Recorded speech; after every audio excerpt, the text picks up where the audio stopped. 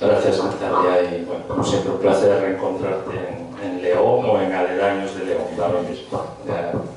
El placer no cambia porque cambie el marco. En efecto, soy ya muchas veces que coincidimos y siempre en torno a esta pasión compartida que es la literatura y lo que puede decir sobre el mundo que nos toca vivir.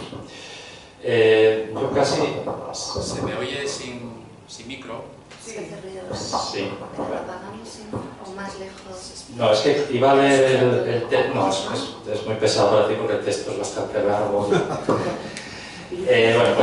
voy a ir leyendo así. ¿Se oye, eh? Sí. Pero vamos a ver si desde casa te oyen sin él. Vamos a probar si se escucha. Yo tengo una voz bastante Hay que apagarlo porque si no va a hacer más ruido. ¿Nos podéis comentar que nos seguís en formato virtual? Sin micro mejor. No es que tenga una voz tonante, pero bueno, yo creo que se me escucha. Y si no, nos avisáis. El texto que voy a compartir con vosotros se titula, tiene un título un poco rimbombante, pero bueno, espero que adquiera sentido porque lo he escogido. Es la literatura ante el fuste torcido de la humanidad. Y dice así: la expresión fuste torcido de la humanidad se debe a una de las luminarias de la Ilustración, Immanuel Kant, quien se sirvió de ella para constatar, mediante una poderosa metáfora, que de la esquinada y vasta madera de la que está hecha lo humano, es difícil esperar que crezca algo recto. La imagen fue recogida por Isaiah Berlin, uno de los últimos clásicos del pensamiento occidental, en su libro homónimo de 1992, donde defendió que la persecución de un ideal acostumbra a ser nefasta, que la creencia en un mundo perfecto en el que triunfa la armonía es falaz, ininteligible e incoherente, pues no genera sino monstruos totalitarios, que no todos los valores supremos que persigue la humanidad son compatibles entre sí y que en consecuencia se imponen el pluralismo y el compromiso, que los nacionalismos manifiestan una tendencia innata hacia la nostalgia, la patología y el exceso, que la uniformidad mata y que las personas solo podemos vivir vidas dignas y plenas en sociedades abiertas donde se permitan la discusión, la discrepancia y el conflicto, hasta el punto de que las concesiones mutuas en asuntos de normas, valores y principios son la condición sine qua non para la constitución de cualquier organización decente. La confianza en la universalidad de ciertos proyectos de emancipación y libertad, que desembocarían en la última de las utopías declaradas, la democracia universal, encuentra su origen en las prácticas de una filosofía de la historia de carácter teleológico, en sus inicios reconocible en términos religiosos derivados del cristianismo, y que a partir del furor jacobino que encarnó la Revolución Francesa se proyectaría hacia ideologías como el comunismo o el nazismo, cuya aspiración compartida sería la transformación de la historia. Los movimientos revolucionarios modernos constituyen así una continuación de la religión por otros medios.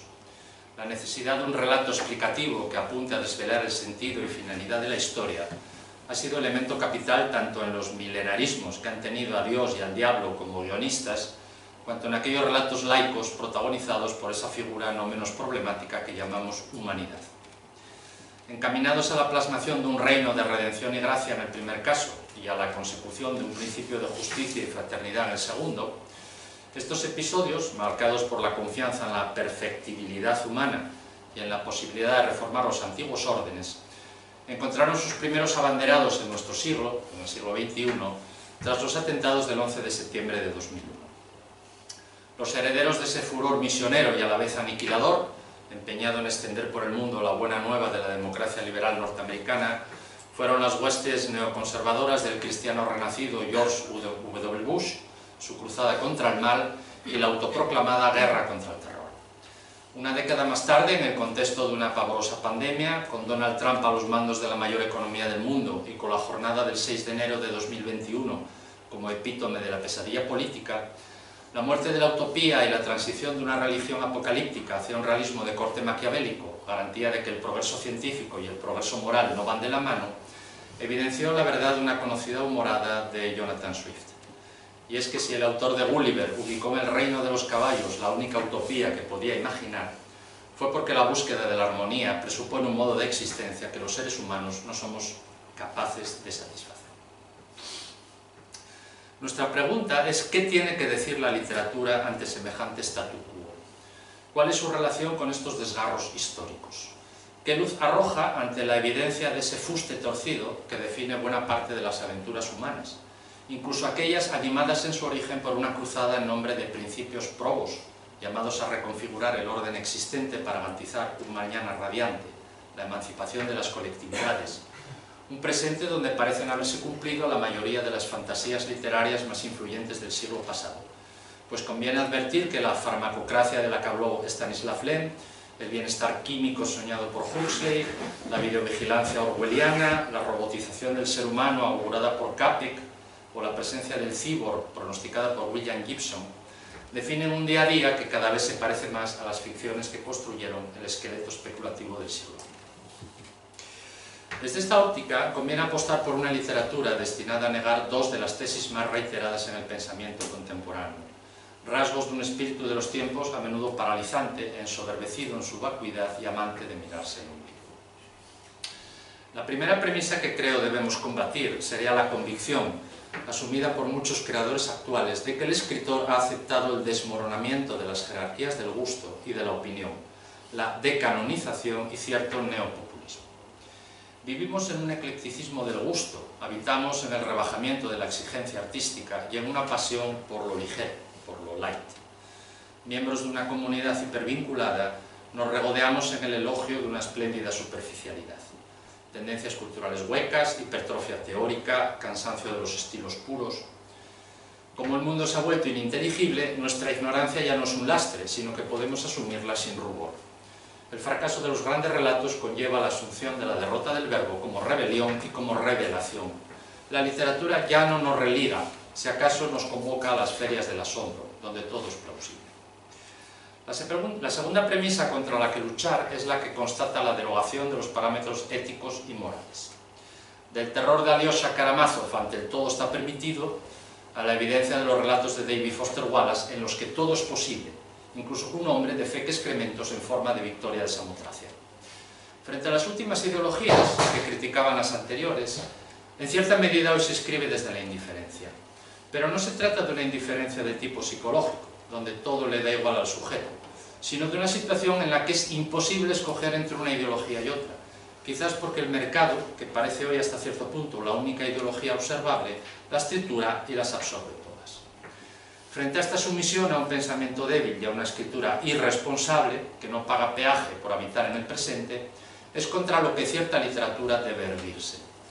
Títulos recientes tan dispares en su ejecución como Un detalle menor, de Adania Shibli, Lampedusa, de Maylis de Kerangal, o Satin Island, de Tom McCarthy, creo que expresan esta capacidad de la literatura para oponerse a la tibieza del gregarismo. No es sencillo pronosticar hacia dónde se mueve hoy la literatura, en su intento por enderezar ese fuste torcido que se encarna en la Franja de Gaza, en el drama insoportable de la inmigración en el Mediterráneo, o en las múltiples escaramuzas económicas que laminan la dignidad de los jóvenes, pero me atrevo a pronosticar desde dónde escribimos. Para ello propondré ciertas claves que afectan al escritor contemporáneo, con la advertencia de que no son meliorativas por necesidad, sino que me limito a anunciarlas por lo que desde mi punto de vista poseen evidencias.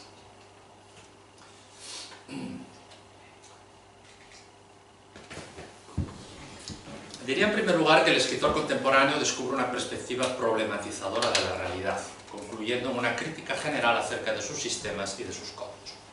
Según Paul Auster, la realidad no existe.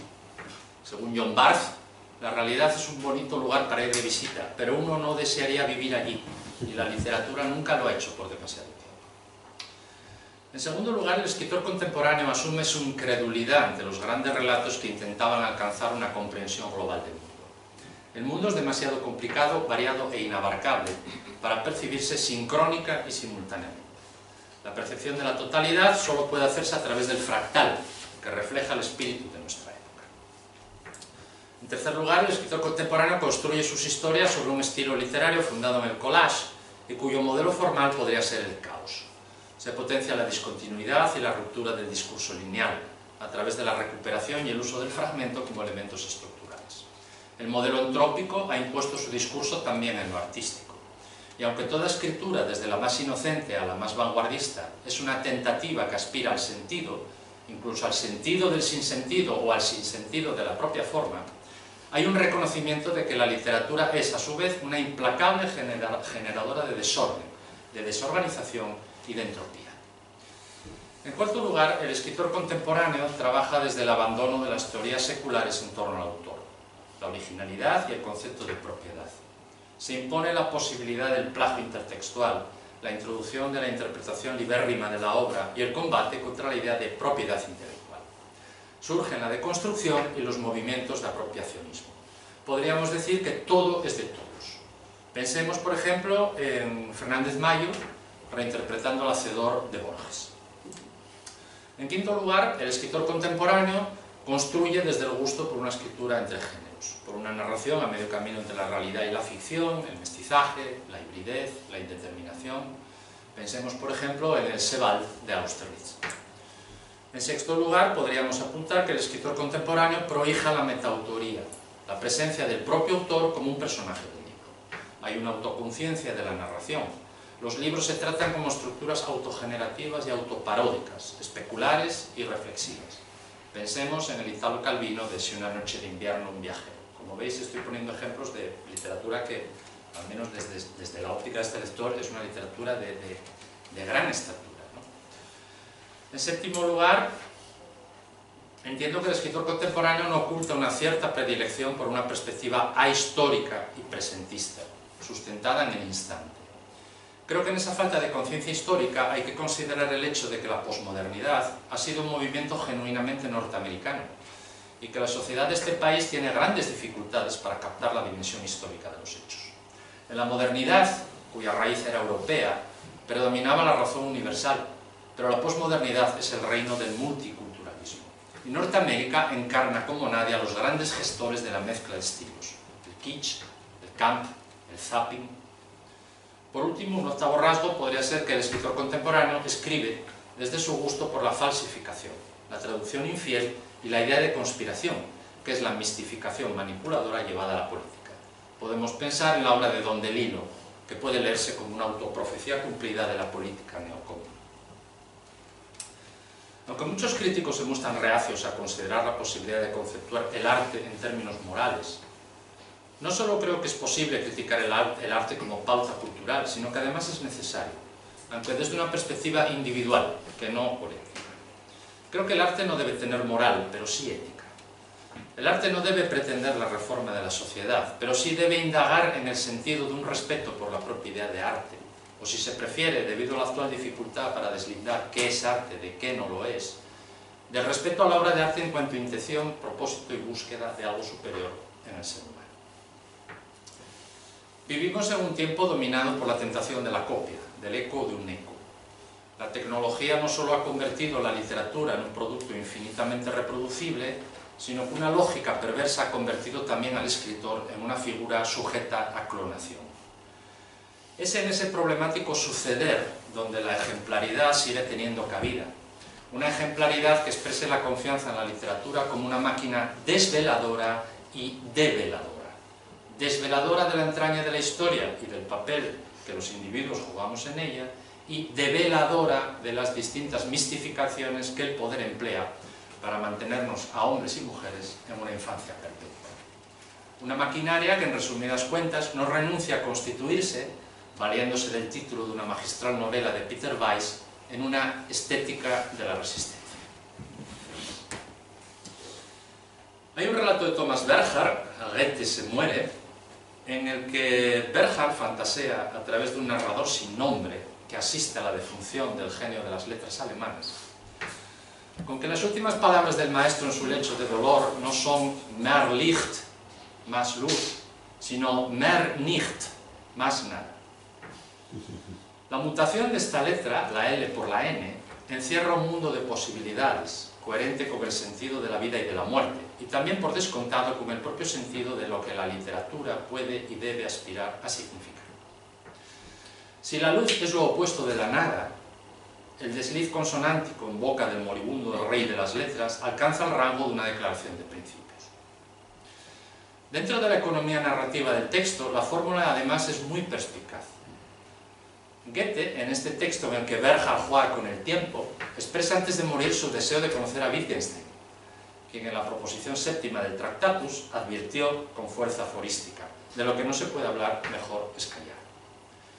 Si la literatura posee mucho de fracaso, de vano anhelo por fijar negro sobre blanco lo que en realidad no se puede atrapar, la vida, el tiempo, ese fuste torcido que hoy nos convoca, parece razonable que a las puertas del último tránsito, la luz y la nada, el mostrar y el ocultar, el decir y el no decir, el dudar y el no dudar, en definitiva las certezas y el derrumbe, se tiendan la mano.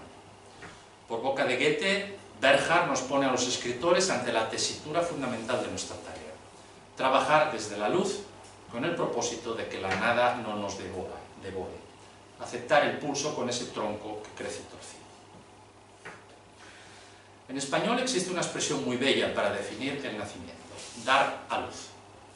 Independientemente de cuál sea el origen del sintagma, es evidente que sugiere un tránsito de un lugar oscuro a otro iluminado, de un ámbito de reclusión a otro de libertad, de un lugar de recogimiento a otro de expansión. El empleo del término mayéutica, en su origen referido al arte de la obstetricia, se aplicó, como seguramente sabéis, al método dialéctico en virtud del cual Sócrates hacía que sus interlocutores dieran a luz a su propio pensamiento, que vivía secreto e ignorado dentro de ellos. De modo parecido, la literatura, que es otra forma de mayéutica, trae a la luz, da a luz, alumbra esa oscuridad primordial en la que nuestra vida se forma y en la que en buena medida transcurre. Pues sin ella, sin ese potentísimo instrumento de esclarecimiento que es la escritura, la vida sería aún más pavorosa y ciega de lo que ya es. Creo que hay aquí un movimiento de condena y éxito, de negación y afirmación, de derrota y de triunfo. Es cierto, en primer lugar, que la vida se deja tematizar, pero que no se deja esclerotizar, que la vida se deja interrogar, pero que sus respuestas son siempre parciales, fallidas y truncadas. Que la vida en definitiva se deja cercar, pero que no se deja cazar. La literatura no es una red que podamos aplicar sobre la existencia. Por fino y estrecho que sea el diámetro de los losanges de la malla, siempre habrá peces que se escapen. Y como bien sabían los pintores renacentistas, Dios está en los detalles, así que es posible que los peces más pequeños sean también los más jugosos. Y sin embargo, en segundo lugar, es obvio que mientras escribimos, mientras aplicamos la mirada sobre las historias circundantes, los autores empeñamos el lenguaje en la construcción de un remedio de orden, de una organización superior, de una estructura resistente a toda tentación de ser disuelta. Escribir, en definitiva, es intentar decir el mundo, recluirlo en el perímetro de una historia, condensarlo en una sucesión de peripecias, de personajes y de lugares. Toda literatura es un diálogo entre una luz que se reclama, mehr Licht, y una nada que nos atemoriza, mehr nicht. El territorio del escritor, de cualquier escritor, no creo por ello que sea la verdad, que me parece una palabra demasiado grande y grave, sino la verosimilitud. La creación de un mundo que, incluso conculcando las leyes de la realidad, sea transitable, sea efectivo, sea coherente, en una palabra, sea habitable. Solo quien piense que la literatura debe aspirar a reflejar necesariamente cierta verdad social, moral o intelectual, sentirá desagrado ante estas excursiones al ámbito de lo contingente. Creo que el rodeo a través de la ficción, la manipulación de lo real hasta convertirlo en objeto estético, la evidencia del carácter no mimético, decisivamente antiaristotélico de la relación entre la vida y el arte, resulta más enriquecedor para hablar de cuanto nos define que cualquier otra poética. Pondré un par de ejemplos. Uno de los mejores documentos levantados contra las dictaduras en el mundo recién recuperado de los horrores de la Segunda Guerra Mundial fue una novela, Los idus de marzo, en la que la figura de Julio César, el primer dictador al que nuestra tradición europea puede asumir como propio, muestra el aspecto inequívoco de algunos de los monstruos morales, aunque fascinantes, que por aquel entonces, en 1948, aún estaban frescos en el imaginario colectivo. En vez de decir Hitler o Mussolini, Thornton Wilder se embarcó en una novela documental sobre la Roma precristiana y el resultado fue deslumbrante. Las galas de lo verosímil, la improbable correspondencia entre el hombre más poderoso del orbe y un exiliado en la isla de Capri que respondía al nombre de Lucio Mamilio Turrino, se inflamaron del viento de la verdad histórica. La imaginación de Wilder, encauzada por la voluntad de fabular a propósito de las miles de bifurcaciones en las que se embosca lo sucedido, logró que la estructuración de unos testimonios históricamente falsos, pero literariamente coherentes, organizara no solo un material narrativo de primer orden, sino una inquisición extraordinaria, acaso más poderosa que cualquier historiografía al uso, sobre los modos y costumbres mediante los que se construye un dictador y se levanta una cosmovisión de la voluntad. Un segundo ejemplo. A menudo no hay mejor expediente para arrojar luz sobre la condición de nuestra existencia que la fantasía. No hace falta llamarse Zola, Dreysen, Thackeray, Berga, Gorky o Galdós para dar fe y hacerlo con una intensidad sin parangón. ¿Existe algún libro más rico para caracterizar al sujeto del siglo XX que ese en el que un hombre amaneció una mañana convertido en un insecto?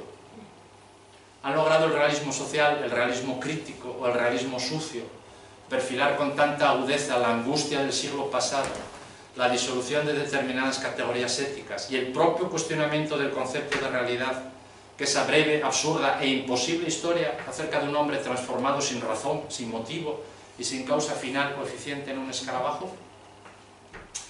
Así pues, verosimilitud frente a verdad, vindicación del cómo sí frente al así. La verdad es territorio de la ciencia, aunque también la hayan pretendido para sí los filósofos y los más perversos negociantes de lo intangible. La Iglesia y el Estado, esos dos monstruos fríos.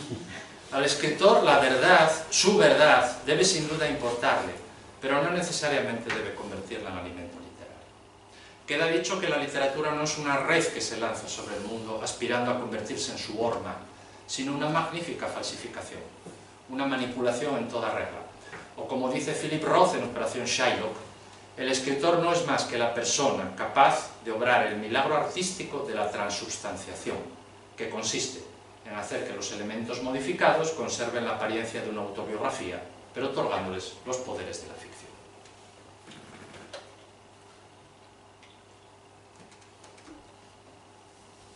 En su obra Filosofía de la Ilustración, publicada en 1932, un año antes del ascenso de Hitler al poder, Ernst Cassirer cartografió los logros de la época de las luces y los caracterizó como una feliz y extraordinaria osadía, el atrevimiento de una razón empeñada en desterrar los fantasmas metafísicos y en liberarse de cualquier prejuicio metabolizado de modo acrítico. Sirviéndose de la metáfora monetaria, Cassirer sostenía que la razón constituye una forma de adquisición, pero que no se trata de una tesorería del espíritu en la que se guarda la verdad como moneda acuñada, sino de una fuerza que pronostica el acceso a la verdad, a su determinación y a su garantía. La función primordial de la razón consiste en su talento para discutir aquello que desde la infancia de la humanidad se había aceptado por testimonios de revelación, de tradición o de autoridad. A esta tarea de desenmascaramiento debe seguir una obra de reconstrucción. La razón, a la postre, no puede descansar sobre escombros ni ruinas. Y por eso, al remozar las partes del todo, según una regla que la propia razón postula, a su usufructuario, que es el sujeto ilustrado, se le vuelve diáfana la estructura que resulta. Cassirer concluye que era este doble movimiento de demolición y de recreación el que caracterizaba a la Ilustración como un triunfo de la razón práctica. Así, los campeones de este movimiento hicieron suya la idea de que la señal constitutiva de toda filosofía que se precie consiste en su capacidad para determinar límites, el más importante de los cuales es liberarse de cualquier tentación irracional. Que ese tren emancipatorio se desnortase en su trayecto hasta el punto de conducir sus vagones hasta la rampa de selección de Auschwitz es un viaje que la Europa contemporánea no debe olvidar para que, bajo la amenaza de otras evidencias, la depauperación del estado del bienestar, la unificación de todas las ideologías bajo la ideología del consumo, la guetización del pobre, de la mujer y del extranjero, el blanqueamiento del ideario neofascista o la reaparición de los apartheids nacionalistas, el continente no se encamine hacia otra experiencia de catástrofe. No en vano, desde la Revolución Francesa, asistimos a la separación progresiva del poder político y del poder espiritual, que en la antigua tradición cristiana se confundían. Frente al poder material, muchos pensadores creyeron necesario un contrapoder espiritual, en el momento en el que la Iglesia de Roma había dejado de ejercer ese papel. El poder material, librado a la única lógica de sus intereses propios, corría el peligro de perder de vista todo fundamento ético de la sociedad política. El fuste torcido de la humanidad reclamaba su derecho, que es siempre el derecho del más fuerte. Desde esa perspectiva, los intelectuales y la literatura, como expresión siempre vigilante de esa tarea, tuvieron una vocación crítica: recordar los valores universales recogidos en la Declaración de los Derechos del Hombre. Dicha función crítica, indispensable en una sociedad gobernada por sus intereses propios, se veía unida a una función orgánica, reproduciendo la dicotomía de Gramsci entre el intelectual crítico y el intelectual orgánico. Pero si se estima que el horizonte de nuestras sociedades no es ya, por ejemplo, la revolución prometeica del proletariado, portador de una sociedad sin clases, sino el establecimiento a fondo de la democracia, perpetuamente amenazada, siempre imperfecta, la literatura posee también un papel orgánico que cumplir: contar con pasión y con hondura esa democracia imposible, un régimen de libertad limitada, de igualdad aproximada y de fraternidad intermitente. Así, el contrapoder espiritual que nuestra sociedad necesita y que podemos oponer a ese fuste torcido que llevamos dentro, no puede ser más que un poder difuso, que nadie encarna, ni una conciencia individual superior, ni un grupo privilegiado. Yo creo que la literatura encaja en ese modo, y que el escritor, como plasmación del intelectual, abunda en una paradoja a la que no puede volver la espalda. El poder del que dispone le viene dado por su renombre. Ejercerlo en provecho de una causa humana redobla a su vez su reputación. No escapará jamás a esa contradicción, pero es deseable que al menos la viva con entera conciencia. Bueno, esto es lo que quería contaros. Y todo este texto, que quizás sea más para leer que para escuchar, me gustaría ilustrarlo con una lectura relativamente breve de una novela que yo escribí en el año, bueno, la publiqué en el año 2009. Natalia la ha mencionado antes, se titula El corrector. Es la tercera novela que yo dediqué a un asunto que efectivamente me interesa, que es las distintas manifestaciones que la maldad conoce históricamente, que son los temas basilares de mi literatura. Yo le había dedicado a esta preocupación una primera novela, La ofensa, que es una novela ambientada en la Segunda Guerra Mundial. Le había dedicado una segunda novela, Derrumbe, que es una novela ambientada un poco en un mundo, bueno, que tiene un pie en el ahora y un pie en el futuro más inminente, a través de la idea central de los parques temáticos, etcétera, etcétera, y de cómo la violencia, una cierta violencia de sesgo nihilista, seduce sobre todo a los jóvenes. Y le dediqué una tercera novela, que es El corrector, que es una novela ambientada en el 11 de marzo de 2004. Cómo vivió esa jornada alguien que se parecía bastante a quien yo era entonces. Yo en el año 2004 trabajaba como corrector de una editorial y el protagonista de esta novela es un corrector que se levanta a las 7 de la mañana y se encuentra con lo que ha sucedido. Cuando se levanta, dado la economía narrativa que a mí me interesaba, él estaba corrigiendo nada menos que a los demonios de Dostoyevsky, ¿no? A partir de esa coartada, bueno, pues a mí me permite una reflexión sobre lo que sucedió de alguna manera aquel día en España. Y puedo leer un capítulo entero, como sí, tenemos, sí. Vamos mal. Pasamos unas páginas a los matriculados en el curso, pero poquitas, pero vamos muy bien de tiempo. Voy a leer unas páginas que pertenecen al octavo capítulo, en el que se hace una reflexión sobre, bueno, cuáles son las diferencias entre la literatura y la política, sobre todo a nivel del uso del lenguaje, ¿no?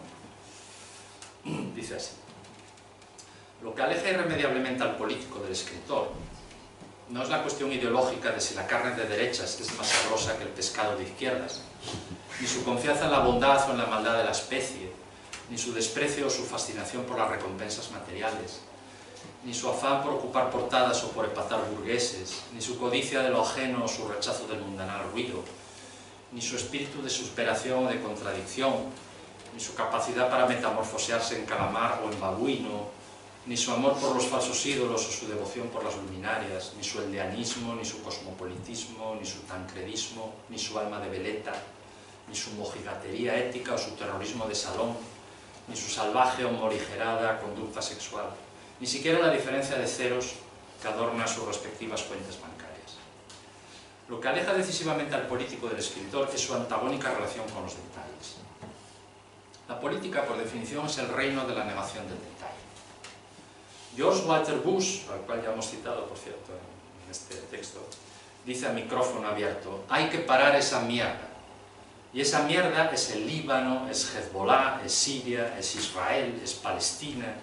Es una historia de milenios fundada sobre la intolerancia religiosa y sustentada por intereses económicos que afectan a millones de personas. La literatura, por su parte, por definición, es la fraternidad del detalle, una práctica ya milenaria que se alimenta del detalle, un ejercicio absorbente que en el detalle encuentra su recompensa y su razón íntima de existir. Porque el escritor, en este caso, tiene que descender al detalle y explicar qué demonios es esa mierda, por qué huele tan mal, quién la fomenta, tolera y consiente, quién hace de ella su modo de vida.